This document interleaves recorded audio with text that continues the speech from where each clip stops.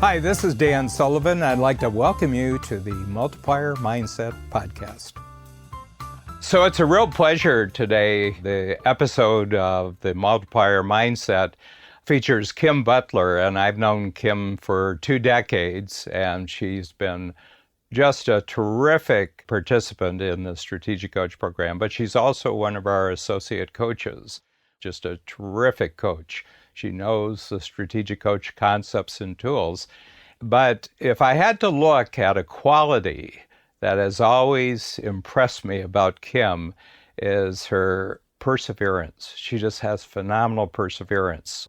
In this episode where she talks about a particular event that was a failure 3 years in a row, she didn't give up on that. She kept learning from the failure until she knew how to be successful. So the magic number here was she failed 3 times, and then she succeeded on the 4th, and then has succeeded forever. And wherever I look at entrepreneurs, I see incredibly intelligent people. I see incredibly skillful people. But the ones who are the most successful are the ones who have mastered the one quality, and that is perseverance.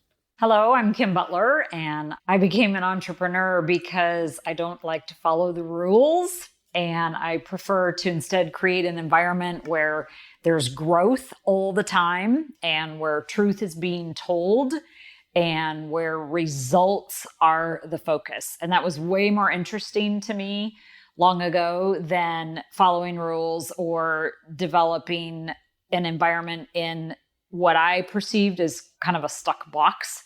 So instead of a bureaucratic, corporate, stuck box environment, the entrepreneurial world is changing all the time. It's growing all the time. It's challenging all the time. And every single day, you can figure out whether you're getting results or not. And you can adjust. So if you're not getting results, you can change and shift and improve and grow. And those were all very, very important values to me as a person. And it just made sense to put those out in play in the business world. So I think in any endeavor in the human world, there are failures, and it's always about how you choose to deal with the failure. And as an entrepreneur, you get to deal with failures a lot more often than people that are protected in a corporate or bureaucratic world. And that's really where growth occurs. So I can think of one story where in our organization, we wanted to create an event. And events are hard. There's physical space, there's people, there's the marketing, there's the food, there's all of the speakers, etc. And we put on this event and it was okay, but just okay.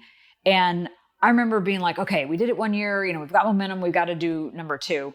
And number 2 came around and it was okay +1, but not okay +10.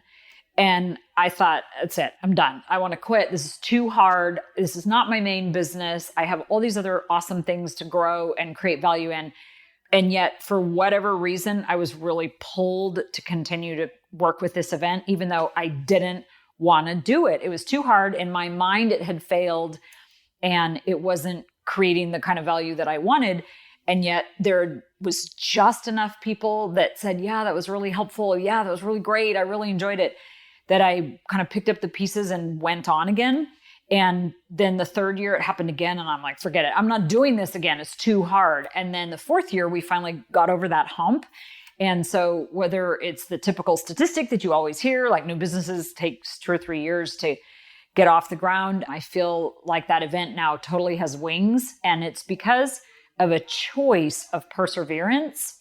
It's also because of listening and adjusting along the way, which, as I indicated, is something very capable for entrepreneurs to do that you can't always do in other worlds.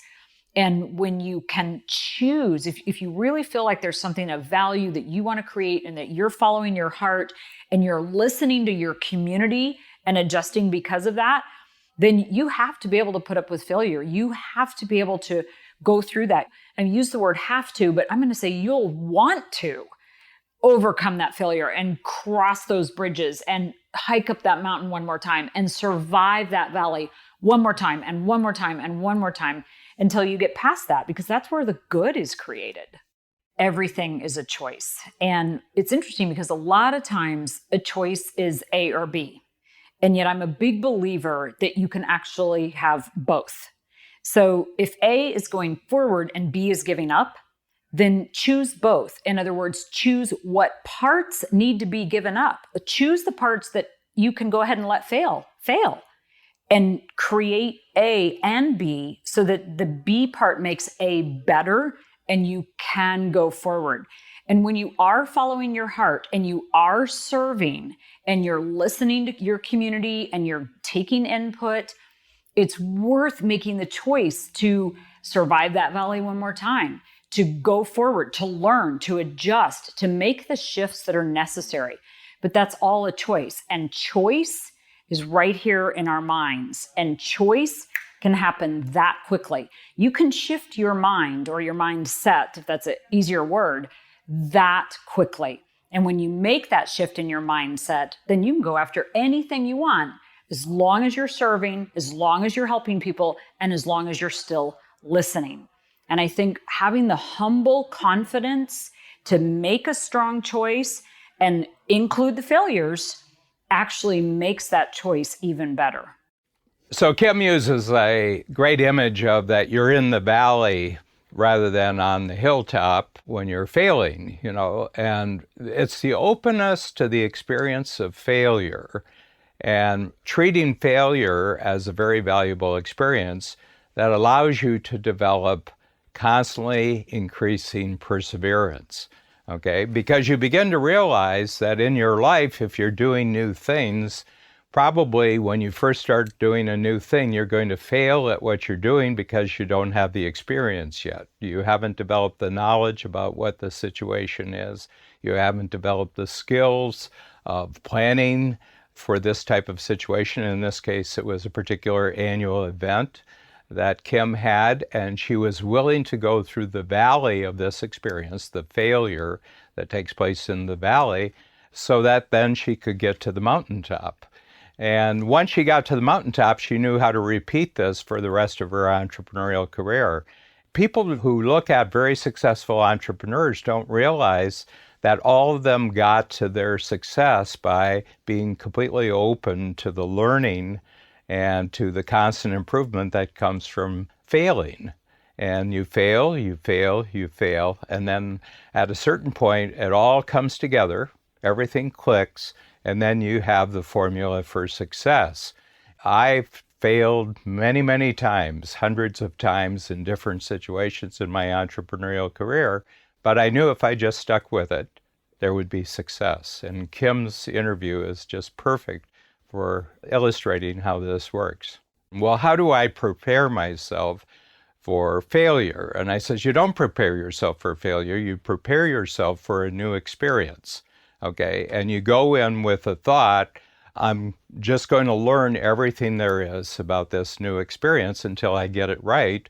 And I'm willing to go through a period where I don't have it right so that I speed up the process of learning what's required to have a constant, permanent, predictable success in this type of situation. That's the secret. I mean, entrepreneurism, life, that's the secret. You have to be open to new experience, and at first, you don't have a handle on what's required, but the longer you stick with it and you keep yourself open to what's happening to you, then the right course for you, the right way to think about it, the right way to prepare for it, and the right way to perform will all come to you. So here's a formula for success based on Kim Butler's testimony here. And that is, the secret formula to success is to constantly be taking on new challenging situations and opening yourself up to what at first feels like failure until you get the actual secret, the actual path ahead for being successful in this type of experience for the rest of your life. And just keep repeating that. New situation, new failure, new learning, and that's how success, the skills of success, and the capabilities of success all come about.